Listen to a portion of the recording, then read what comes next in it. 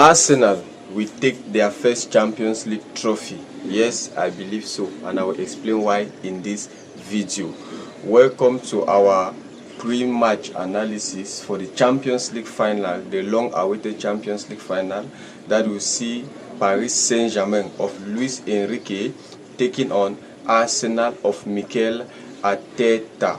It's going to be a match that's going to be very tactically tough, because here we're going to meet two Spanish coaches that are very intelligent and that are probably going to come in to correct their mistakes on one another. Why do I say so? Arsenal and Paris Saint-Germain have met before, and where did they meet? They met last season precisely.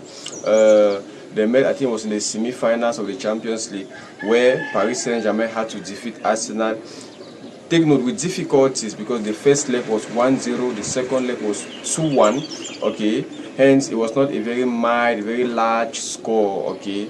And it was with an Arsenal team that was very deficient at so many positions. I remember Arsenal played a huge part of their season last season with Mikel Merino as their number 9. You can imagine playing a defensive midfielder as your number 9, okay? And I think that match, there was in one of those matches there was no Thomas Partey, there was no proper number 6 in that match. I think there was no, Arsenal was really in a very bad situation, you know, and I really cannot blame them, because, and that is even the more reason why you see this season they did a lot of reinforcement and a lot of signings, because they understood that squad depth is very important. Hence, if they don't have a good squad depth, okay, they are still not going to pick up any trophy.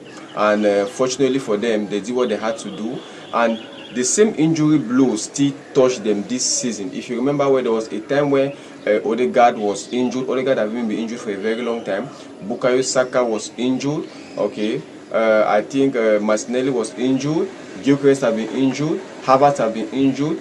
Gabriel Jesus have been injured, okay. And right up to that, I think even Gabriel, the defenders have been injured. But even looking into all that, Arsenal still went on to win their trophy. And the absences of those players was not really that fair. Even though it was fair, but not that much, because anytime Odegaard was injured, Eberechi Eze stepped into that position and did what he had to do, okay. When Gabriel Martinelli is injured, Trossard gets into that position. When Bukayo Saka is injured, Madueke gets into that position. So all in all,